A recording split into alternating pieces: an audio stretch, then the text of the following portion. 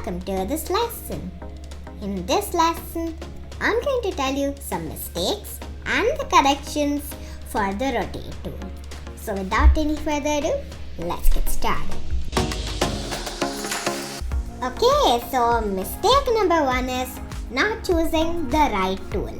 Let me show you what I mean.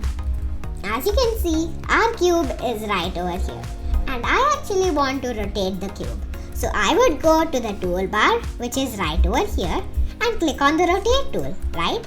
So the problem is when you are clicking on the rotate tool, make sure you don't click on the move tool or the scale tool, okay?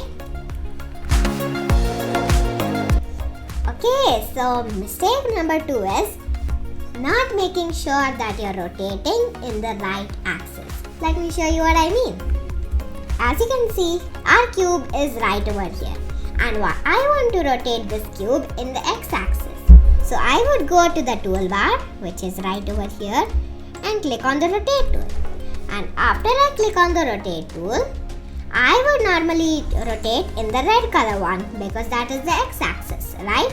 So if you want to rotate the x-axis, make sure you don't mistakenly choose the green color line because maybe you're thinking that is the x-axis.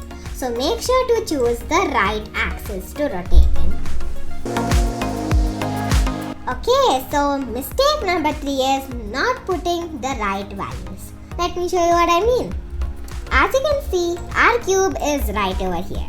Let's go to the rotate tool in the toolbar.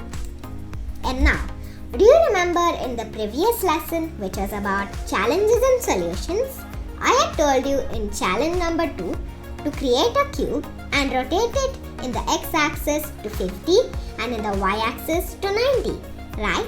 So to do that, we would go to the rotate tool and in the x-axis, we would make it 50, right? So when you're rotating it to 50, make sure you don't mistakenly put 60 or 70. And to make sure that you are in the right value, just check the top left corner right over here. It will show you the rotation, scale and position. Now, because you're using the rotate tool, it will show you the rotation. So that's it for this lesson. I will see you in my next lesson.